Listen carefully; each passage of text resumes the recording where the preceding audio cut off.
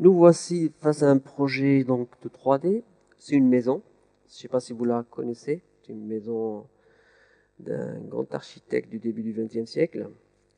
Alors, ce qu'on va faire, c'est que quand je suis face à un projet 3D, je me dis, mais comment je fais pour pouvoir avancer, zoomer, tourner autour, etc. Dans ce cas de figure, comme en 2D, quand on utilise donc les outils quand j'appuie, je fais rouler la molette vers l'avant, automatiquement, je peux zoomer vers l'avant pour pouvoir me rapprocher. Et si jamais j'amène la souris, automatiquement, je zoome vers la zone où la souris se pointe. Si jamais j'appuie sur la molette, je fais bouger, donc j'utilise le panoramique, ça me permet de bouger la maison. Et si jamais je veux tourner tout autour de la maison, je n'ai fait qu'appuyer sur Shift.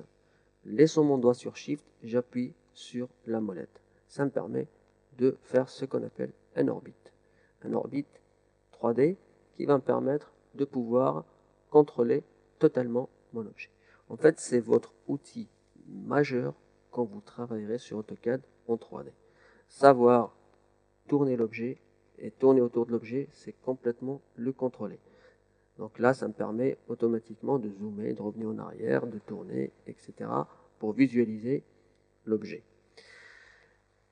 AutoCAD ont rajouté ce qu'on appelle un disque de navigation. Ce disque de navigation se trouve dans cette barre de navigation que vous pouvez utiliser aussi pour naviguer. Donc si vous ne voulez pas utiliser les raccourcis au clavier, donc ce que je viens de montrer, quand j'appuie sur la main, ça me fait la même chose. Voilà. Échappe, je sors de la commande. Quand je prends le zoom, ça me permet d'avoir un zoom étendu, un zoom de l'ensemble de l'objet. Et quand j'appuie sur l'outil orbite, ça me permet de tourner autour de la maison. Donc ça, c'est les outils, évidemment pour sortir, échappe. Donc le panoramique, le zoom étendu et puis l'orbite. Vous avez le disque de navigation que lui concentre les trois. En fait, c'est un disque qui vous accompagne et qui accompagne réellement votre souris. Quand je viens, si vous remarquez, suivant la position de la souris, il va prendre l'action qui lie. C'est-à-dire, là, si je vais prendre le zoom, je me mets sur l'objet, je clique sur le zoom et je peux me rapprocher. Là, je suis en train de zoomer, en avant et en arrière. Si je prends l'orbite, là, je suis en train de tourner autour de la maison.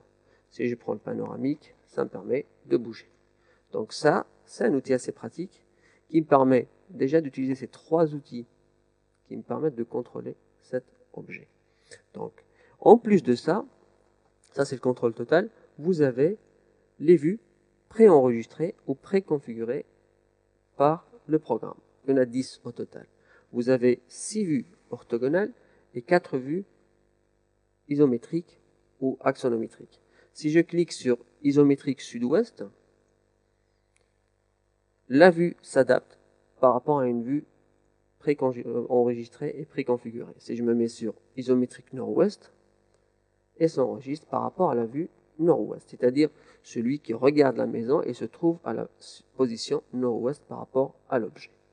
Si maintenant je me mets sur une vue haut, je vois le haut de la maison. Si je me mets sur une vue avant, je vois la façade de la maison. Donc, toutes ces opérations vous permettent de naviguer autour de votre objet.